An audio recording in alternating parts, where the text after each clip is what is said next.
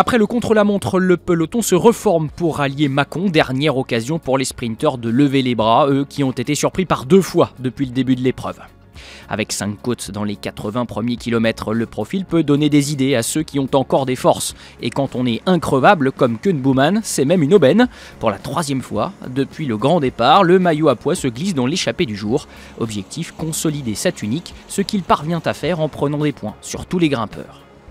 Outre le cas du Néerlandais, 2 de ses compatriotes figurent également à l'avant, Dylan van Baarle et Marco Minnaert. Julien Elfares pour la Delco Marseille complète un casting qui va compter jusqu'à 5 minutes et 15 secondes d'avance sur le peloton. Mais pas question de musarder pour ce dernier, les équipes de sprinteurs ont été largement frustrées depuis dimanche. Une fois le terrain plus favorable, la chasse s'organise avec les équipes Dimension Data, Katyusha et FDJ. Même en parcourant 47 km lors de la 3e heure de course, les 4 fuyards ne possèdent plus qu'1 minute 30 d'avance à 25 km de l'arrivée. Se sentant condamné et ayant rempli sa mission, Koen Bouwman choisit dès lors de mettre le clignotant. Les forces manquaient après son succès à Tullin. Un renoncement qui n'augure rien de bon pour l'échapper. 1 à 1, ses membres vont couper leur effort. Van Baarle, dernier survivant, est repris après un joli numéro de 20 km seul. L'explication entre grosses cuisses aura cette fois-ci bien lieu.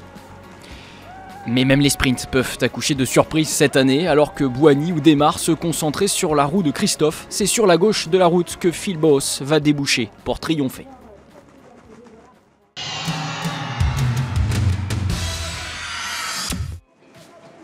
Avec 2 arrivées au sprint cette année dans le Dauphiné, il fallait savoir se montrer opportuniste. Profitant du marquage entre favoris dans l'emballage final, Phil Bos a su l'être.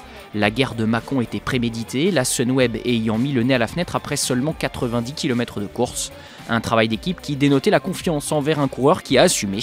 Devant les costauds, celui qui sort du Giro s'adjuge à 22 ans la plus belle victoire de sa carrière.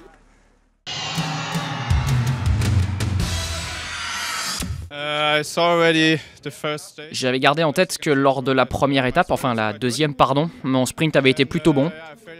Et depuis le départ de l'étape, je sentais que les jambes répondaient bien. On a donc participé à la chasse, à l'échappée avec 2 coureurs. J'avais la confiance et les jambes ont été assez bonnes pour ramener la victoire à la maison.